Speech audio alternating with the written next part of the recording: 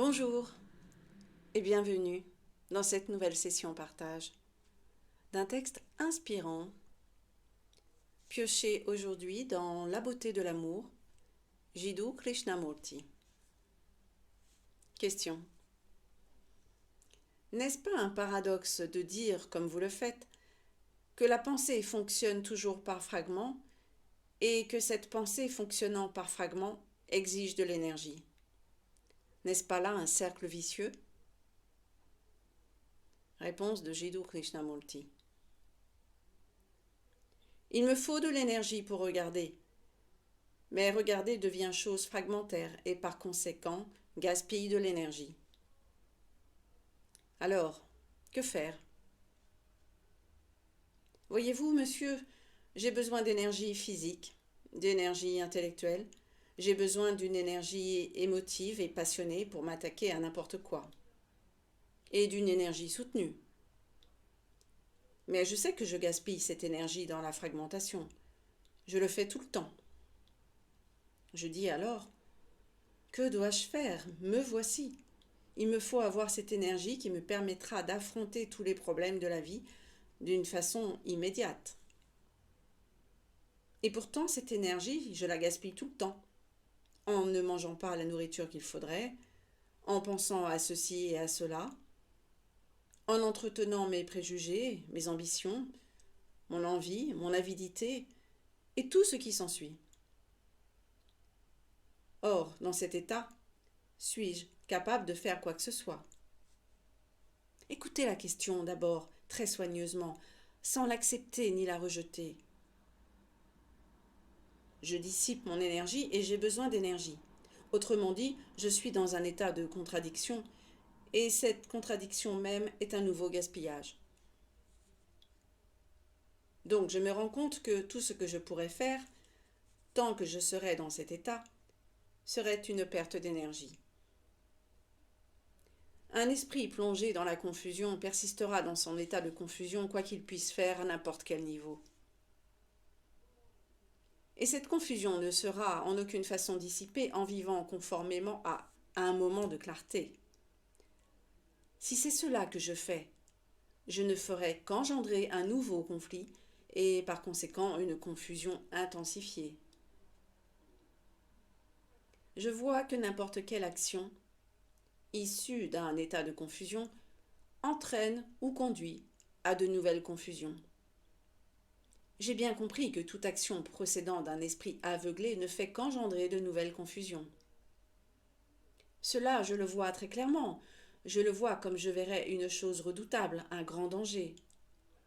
Je vois la chose aussi clairement que cela. Et alors, qu'est-ce qui se passe? Je n'agis plus en fonction de ma confusion, je n'agis plus du tout. Or, cette totale inaction est une action totale. Exprimons la chose autrement. Je vois que la guerre sous n'importe quel aspect, tuer un autre depuis un avion volant à une grande altitude, ou avec une arme dans un corps à cœur, ou bien un conflit entre ma femme et moi-même, ou dans les affaires, ou un conflit intérieur, que tout cela, c'est la guerre. Il se peut que je ne tue pas matériellement un Vietnamien ou un Américain, mais tant que ma vie est un champ de bataille, j'apporte ma contribution à la guerre. Cela, je le vois.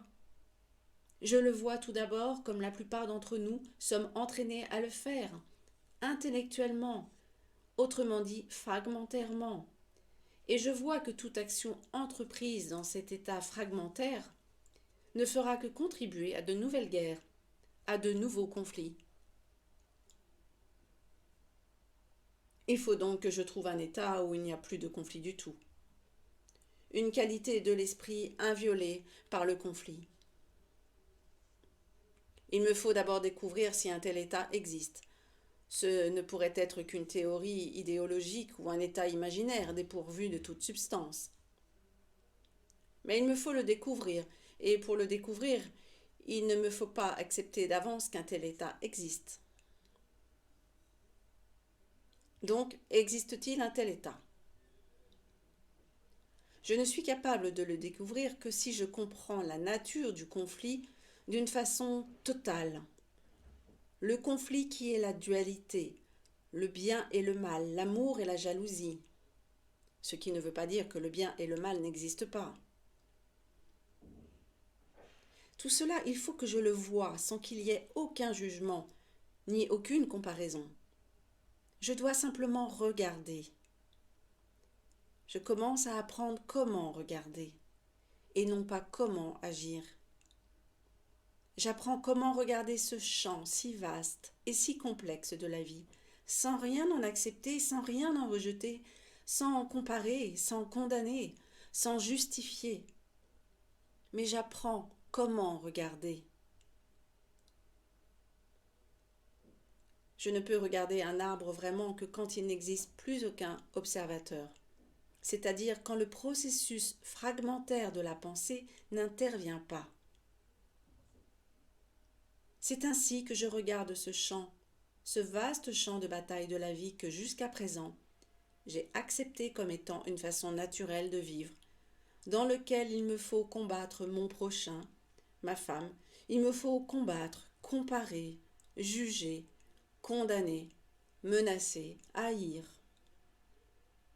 Je contemple cette situation que j'ai acceptée, cette vie qui est moi, et dès lors, suis-je capable de me regarder moi-même tel que je suis, sans comparaison, sans condamnation, sans jugement? Dès l'instant où j'en suis capable, je suis déjà hors de la société, parce que la société, elle, pense toujours en termes de grands et de petits, de puissants et de faibles, de beau et de laid, et tout ce qui s'ensuit. Mais d'un seul acte, j'ai compris tout ce processus de la fragmentation, et par conséquent, je n'appartiens plus à aucune église, à aucun groupe, à aucune religion, à aucune nationalité, à aucun parti.